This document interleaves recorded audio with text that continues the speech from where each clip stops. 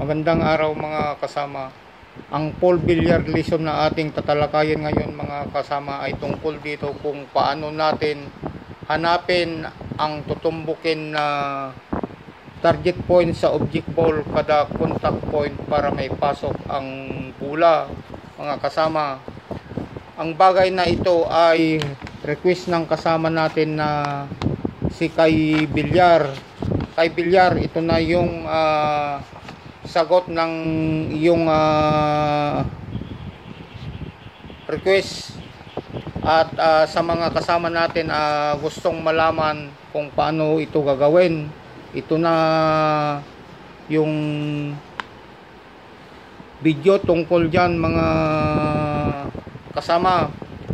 Sige, umpisan na natin mga kasama.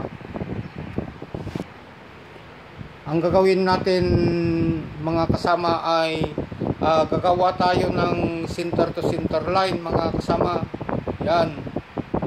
Para malaman natin kung saan ang point na ito, itong center point dito sa object ball. Pagkatapos malaman natin ito, siyempre alam natin itong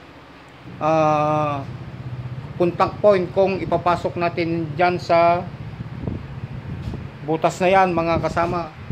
Kaya ito yung contact point. Yan. Ito yung center to center point dito sa object ball. Ito yung contact point. Kaya ang kung paano natin hahanapin yung tutumbukin natin dito sa object ball ay ganito lang mga kasama.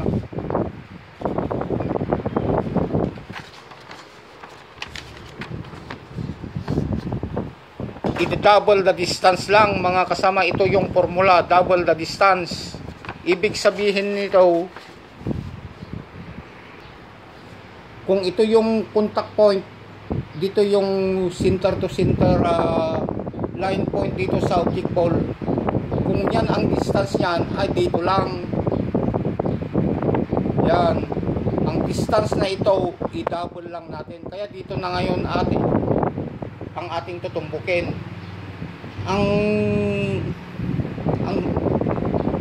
sitwasyon na ito ay parang half ball head. Ito mga kasama nandito half ball head. Kaya dito sa gilid natin tutumbukin. Yan. I-double the distance lang. Magmula dito sa center to center line point dito sa object ball. Ito yung distance. Ito yung magmula dito hanggang dito sa contact point. I-double distance na lang. I-double distance natin. Kaya dito ngayon sa gilid ng object ball. Kaya ito yung half ball head. Kaya kung yan naman ito yung center to center line, ito yung contact points, siyempre dito ang ating tutumbukin. Ganyan lang mga kasama. Pero kapag sobra na sa half ball head, kagaya dito sobra na, hindi na pwede itong double na distance.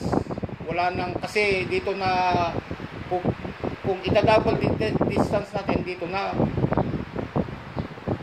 kaya tantyahan na, kasi hangin na, wala na sa yung point ay wala na sa object ball. Kaya dito na empty space na.